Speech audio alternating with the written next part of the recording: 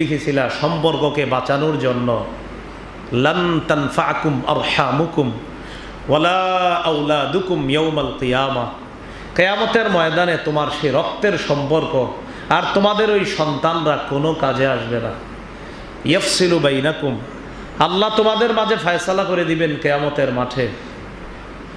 আল্লাহু বিমা তা'মালুনা বাসীর, তোমাদের কর্মকাণ্ড সম্পর্কে আল্লাহ সব জানেন, সব দেখেন।